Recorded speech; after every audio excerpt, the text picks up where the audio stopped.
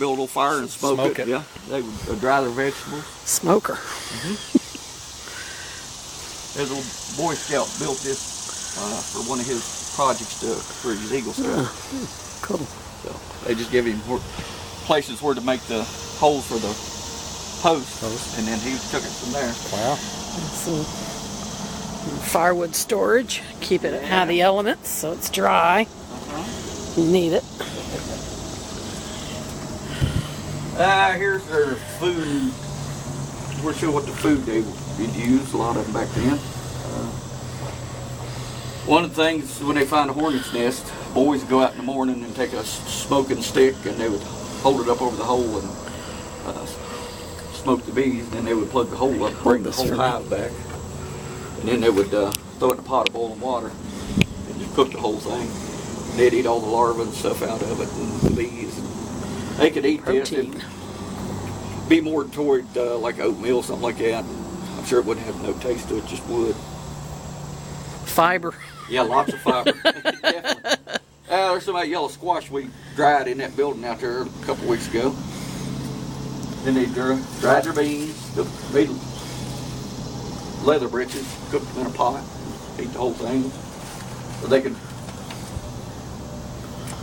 shell them out just like we do the brown beans. Cattails, they use those a lot. And they sell for the baskets over there. When these stalks first come up, you could break them off, you could eat them, and it tastes like celery. Or you could cook them, eat them that way. When they get blooming out, you'd have all the pollen all over it. Right. They'd shake that pollen out and use it to mix with their flour, give more nutrients. While these were still green, you could cook them and eat them. And the little shafts here, they used that shaft. It's real good and straight, pretty strong. And they'd make little arrows for the boys to learn how to hunt with. Because they started when they were real young. However tall they were, that's how long the bow was. So they'd make arrows to match it. And use these for torches, dip them in grease. And then when it fuzzed out, they'd take all that and they'd save it. I guess they'd make pillows or whatever out of it. And they use that for put in the baby's diapers. They'd usually use like a rabbit fur or something small like that, and made the diaper out of that, and then put this in. And you just change this every once in a while, and you don't have to wash your rabbit fur. It's your Pampers. That's right.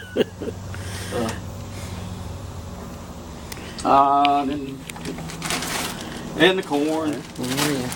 It was never this big. Probably something like that would be about as big as it get. Right. And not that many kernels either. There was more just space.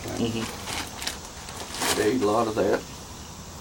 Here's our snapping turtles. They would take and eat everything in here. Then they could use the bowl, the shell for a bowl. They could cook in it. Throw hot rock in it. The individual ribs here, they could make needles and little awls out of. So they could take a whole section like this and use it for a hair comb, brush or comb. Right. And they used the outside of it for their calendar. They'd mark everything on it, your 5 seasons, spring, summer, Indian summer, fall, and winter.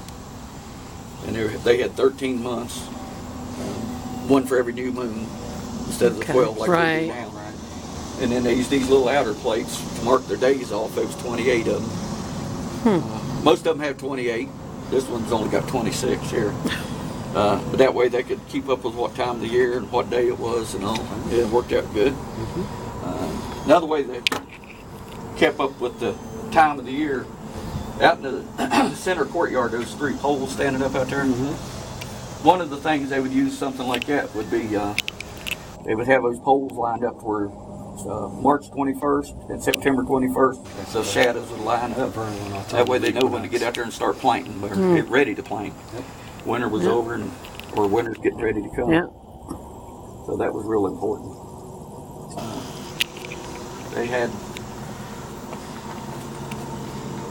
They used grinding stones to grind their corn and nuts and everything. That was one somebody found in a field not too far away from here. And they'd been the front step into a corn crib for years and years. And when a guy when they built this here, he donated it to the village. Very good. That's a rare find there. Yeah. Then they grind it up, make cornmeal. Lots of different things you can do with that, as you know.